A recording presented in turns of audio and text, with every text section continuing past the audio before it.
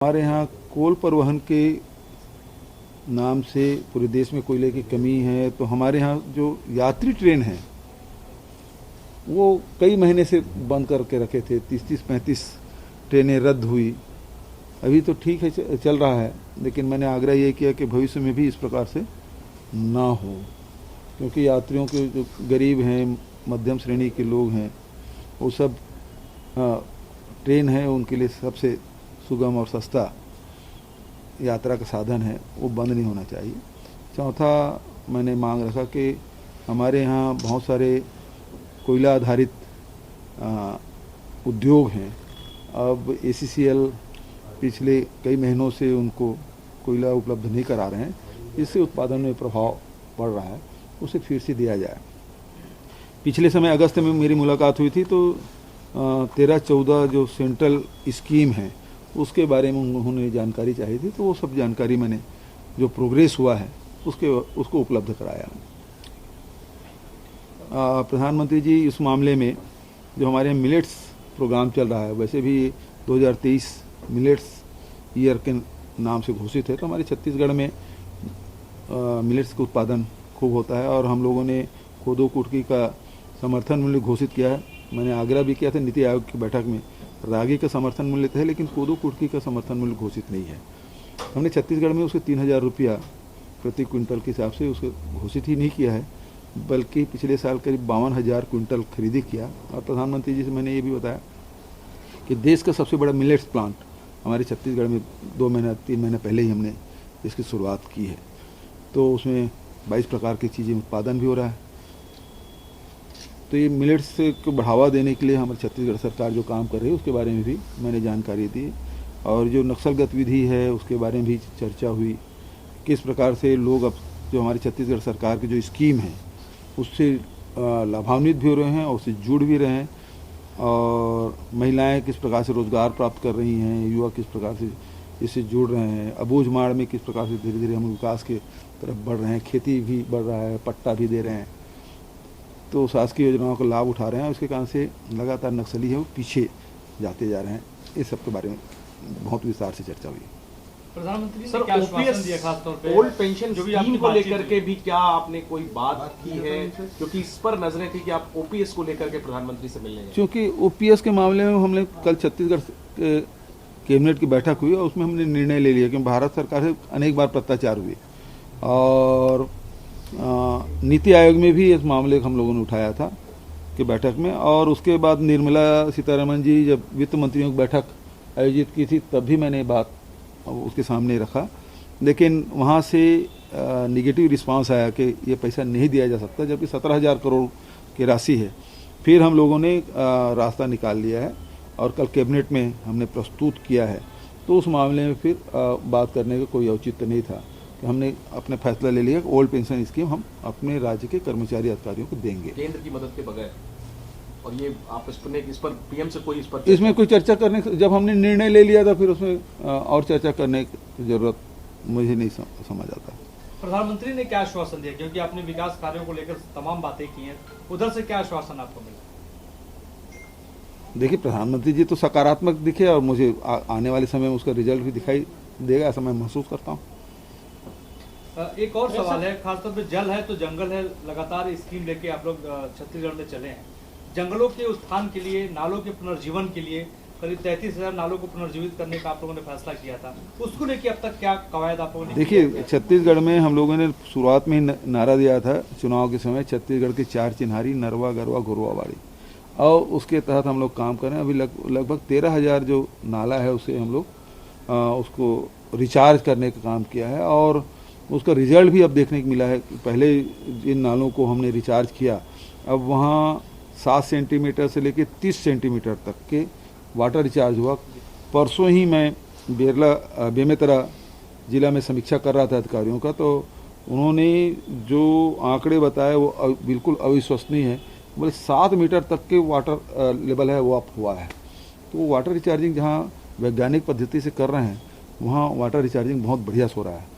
गौठान के भी मामले में हम 10,000 हमारे गौठान बन चुके हैं, 4,000 गौठान है स्वावलंबी बन चुके हैं। अभी तक के गोबर खरीदने के लिए हम पैसा देते हैं राज्य सरकार की ओर से, लेकिन 10,000 में से 4,000 गौठान ऐसे हैं कि अब हम गोबर खरीदने के लिए पैसा नहीं दे रहे हैं, खुद के पैसे से गोबर खरीद रहे हैं, और उसके जो गौठान समिति है उसके खातों में लाखों रुपया हो चुका है। तो जो महात्मा गांधी के जो ग्राम स्वराज्य है उस दिशा में एक मजबूत कदम है। सर, मेरा एक सवाल है, छत्तीसगढ़ के अगर भारत जोड़ो यात्रा में आप भी शामिल हुए हैं सिंह पे, तो राहुल गांधी की सिक्योरिटी को लेकर जो है चिट्ठी लिखी गई थी केसी वेणुगोपाल जी के द्वारा, लेकिन सरकार ने उल्टा कह दिया कि राहुल जी भी वायलेट कर रहे हैं, और उन्होंने कहा कि ये सरकार, राहुल जी ने बोला कि बुलेट प्रूफ की बात कर रहे हैं, लेकिन आपको इस पूरे मसले पर क्या है? देखिए, उनको Z+ सुरक्षा प्राप्त है और उस परिवार से 2 लोगों की हत्या हो गई, इंदिरा जी की और राजीव जी की। ऐसे समय में उस परिवार की सुरक्षा देना सरकार की जिम्मेदारी है, और जिस प्रकार से हमारे जनरल सेक्रेटरी ऑर्गेनाइजेशन ने जो पत्र लिखा है वो बहुत गंभीर है, और सरकार को इसको गंभीरता से देखना चाहिए, राजनीतिक चश्मे से नहीं देखना चाहिए। राहुल गांधी जी प्रधानमंत्री पद के उम्मीदवार होंगे विपक्ष की तरफ से 2024 में? मैं तो शुरू से उसको राष्ट्रीय अध्यक्ष के लिए बोल रहा था, लेकिन वो अपने जिद में अड़े थे और आखिर में फिर खड़गे चुनाव हुआ, खड़गे जी निर्वाचित हुए। अब प्रधानमंत्री देखिए जिस प्रकार से वो मेहनत कर रहे हैं, पहले लोग क्या बोलते थे उसके बारे में और अब लोगों के दृष्टिकोण क्या है, जमीन आसमान का अंतर आया है। जब वो सड़कों पे निकले तो लोगों ने देखा कि राहुल जी के बारे में जितना दुष्प्रचार किया गया वो तो ऐसे नहीं है जैसे अब दिखाई दे रहे हैं। लोग मिल रहे हैं, बच्चे, बूढ़े, महिला, नौजवान, चाहे वो चाहे सामाजिक क्षेत्र में काम करने वाले हों, लेखक हों, साहित्यकार हों, चाहे वो दर्शन शास्त्री हों, चाहे वो फिल्म में काम करने वाले लोग हों, सारे वर्ग के लोग उससे मिल रहे हैं और जुड़ रहे हैं और उससे प्रभावित हुए बिना नहीं रह रहे हैं। तो उसके प्रति लोगों की जो छवि बना दी गई थी, राहुल जी की जो छवि है, उसमें बड़ा परिवर्तन लोगों को दिखा कि वास्तविक में क्या है। जब सच सामने आया तो झूठ को भागना ही था, जब प्रकाश आया तो अंधकार रह नहीं सकता, है ना। तो सूरज निकलेगा तो अंधकार छट जाता है। आज राहुल जी निकले हैं सड़कों पर और पूरी दिल्ली तक की यात्रा उन्होंने कर ली है। जम्मू कश्मीर तक की यात्रा उनका 1-2 दिन में शुरू होने वाला है। मैं समझता हूँ कि बहुत दृढ़ संकल्पित व्यक्ति हैं और जिस प्रकार से उन्होंने जो पद यात्रा की है और हजारों लाखों लोग रोज जुड़ते हैं, तो निश्चित रूप से राहुल जी ने एक जो बात देश में स्थापित किया है कि लोगों के जो मूल मुद्दा है, आज देश में महंगाई है, बेरोजगारी है और आज दिलों को जोड़ने की बात है। देश में विभिन्न जाति, वर्ग और अलग अलग प्रांत के लोग रहने वाले सबको जोड़ के रखना है।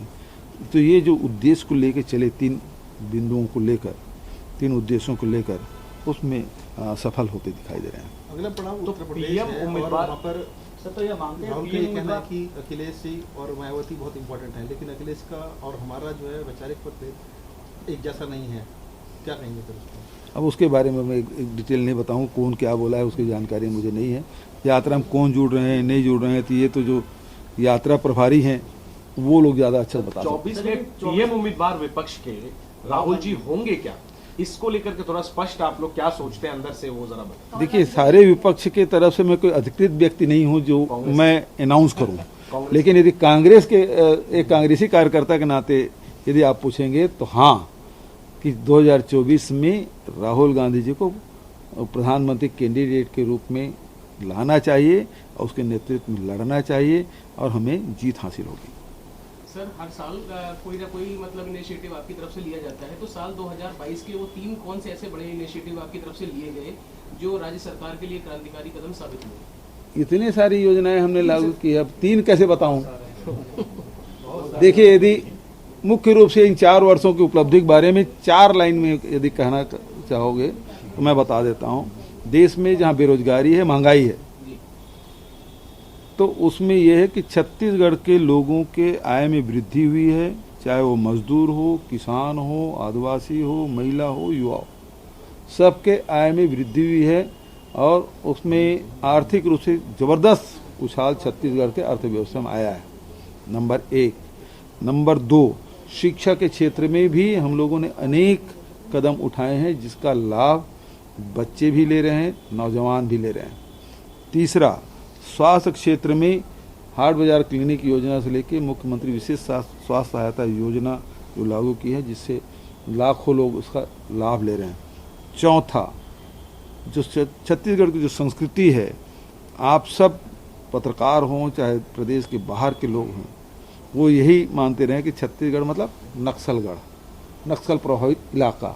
लेकिन छत्तीसगढ़ में की जो संस्कृति है, हजारों साल प्राचीन संस्कृति हमारे पास है, 5,000 साल पुराना हमारे पास ऐसे उदाहरण मिलेंगे जो उस समय संस्कृति उसमें बहुत ऊंचाई पर थी।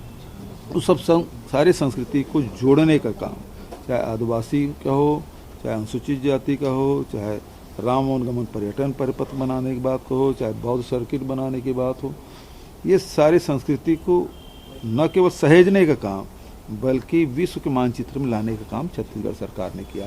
ये 4। थैंक यू सर वो आरक्षण वाले मुद्दे पे हाँ। लगातार आमने सामने राजभवन से देखने में 3 तारीख को आप लोग प्रदर्शन भी करने जी जा रहे हैं। जी। उसके बाद क्या, यदि तभी यदि नहीं हस्ताक्षर होता है तो फिर आगे क्या? राजभवन सियासत क्यों देखिए, सीधी सी बात है, क्या लगता है देखिए क्यों साइन नहीं हुआ? मामला राज्य सरकार का नहीं है, मामला विधानसभा का है।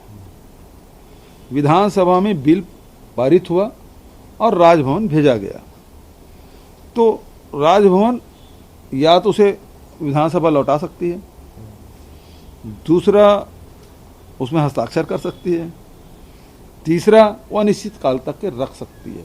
और ये संविधान में ये सबसे बड़ा लेकुना हमारा कि आज 0 हो गया हमारा आरक्षण, भर्तियां नहीं हो रही है, कॉलेज में एडमिशन नहीं हो पा रहा है, जितने भी कॉलेज है उसमें एडमिशन रुका हुआ पड़ा है, नई भर्तियां हम करना चाहते हैं वो रुका हुआ है। तो पूरे प्रदेश में आरक्षण की स्थिति ये है और ये हठधर्मिता है, और राजभवन के माध्यम से भारतीय जनता पार्टी राजनीति कर रही है। ये 3 स्थिति है, और ये राज्य सरकार से सवाल पूछती है जो अधिकार क्षेत्र में नहीं है। वो 167 ख की तरह हमसे सवाल कर रही है, जबकि मामला ये है कि ये विधानसभा और राज्यपाल का है, राज्य सरकार और राजभवन का नहीं है। सरकार के कार्यों में कहीं एक्सीडेंट हो गया, कहीं कुछ घटनाएं घट गई, तो उसके बारे में जानकारी तुरंत दे देंगे हम, है उसका अधिकार, राज्यपाल के अधिकार से हम डिनाई नहीं कर रहे हैं। लेकिन इस मामले में ये जो आर्टिकल 200 है उसके तहत गवर्न होना है, और आर्टिकल 200 में स्पष्ट है कि विधानसभा से जो बिल प्रस्तुत हुआ है उसमें वो 3 काम कर सकती है, दस्तखत करे, वापस करे या अनिश्चित काल तक रोक सकते। चूंकि सेंट्रल का मामला नहीं है, कोई कंकरेंट लिस्ट में ये चीज़ आती नहीं है आरक्षण के मामला। यदि ऐसा होता तो चलो राष्ट्रपति से भी इसे अनुमोदन किया जाए, ये भी मामला नहीं। तो 3 ही मुद्दे हैं, लेकिन अब 3 बिंदुओं को छोड़ के चौथे बिंदु पे वो सवाल कर रही राज्य सरकार से, 10 मतलब सवाल पूछा है आपसे, 10 सवाल। हाँ, उसके बाद भी अधिकारी लोग तो मना कर दिए थे, लेकिन राज्य के हित को ध्यान में रखते मैं इसका जवाब दे ही दे भाई। तो मुझे मालूम था ये संतुष्ट होने वाली नहीं है, तो फिर सवाल करेगी, मैं फिर दे दूंगा जवाब, फिर संतुष्ट नहीं होगी, तो उनको संतुष्ट होना ही नहीं है। समझिए ना, ये स्थिति है। क्यों संतुष्ट नहीं बता दें बीजेपी भारतीय जनता पार्टी पीछे है, और आरक्षण के खिलाफ में भारतीय जनता पार्टी। भाई जितने एयरपोर्ट बेच रहे हैं, अब भर्ती किसकी हो रही है? आरक्षण का पालन हो रहा है। ट्रेन में रेलवे में भर्ती बंद, प्लेटफॉर्म बेच रहे हैं, तो आरक्षण का लाभ मिलेगा क्या लोगों को? जितने पोस्ट हैं उसमें, जितने भी सार्वजनिक उपक्रम बेच रहे हैं उसमें क्या आरक्षण नीति पालन होता है? जो बिक गया है उसमें नहीं होता। तो ये तो भले ऊपर से कह रहे हैं कि हम आरक्षण के बाबा साहब के अम्बेडकर के साथ चलने वाले, लेकिन कर क्या रहे हैं कि सारे सार्वजनिक उपक्रम बेचते जा रहे हैं ताकि लोगों को आरक्षण का लाभ ना मिल सके। ठीक है, थैंक यू। एक चीज और, पिछले दिनों में ईडी ने कार्रवाई की आपके स्टेट में, और आप लोग लगातार आरोप लगाते हैं कि केंद्र सरकार संस्थाओं का दुरुपयोग करती है, और जब ईडी ने कार्रवाई की आपके स्टेट में अधिकारियों पर तो आपने आपत्ति जताई। आज पीएम से आपकी मुलाकात हुई, क्या इस इशू को भी आपने उठाया? सवाल ही नहीं उठता भाई, वो कार्रवाई कर रहे हैं, वो एजेंसी को वो हम अपने विचार आपके माध्यम से रख भी दिए हैं, भारत सरकार को चिट्ठी भी लिखे हैं कि वहाँ मारपीट कर रहे हैं। अरे आप पूछताछ कर रहे हैं, यदि आप सही हैं, आपके पास सही तथ्य है तो कार्रवाई करिए ना। मारपीट करने का मतलब क्या है? अब मारपीट करके ये कहेंगे इसका नाम लो, इसका नाम लो, इसका नाम लो, इसको कबूलो, तो इस प्रकार से किसी का हाथ पैर तोड़ रहे हैं, किसी कान सुनाई नहीं दे रहा है, कोई हॉस्पिटल में एडमिट है।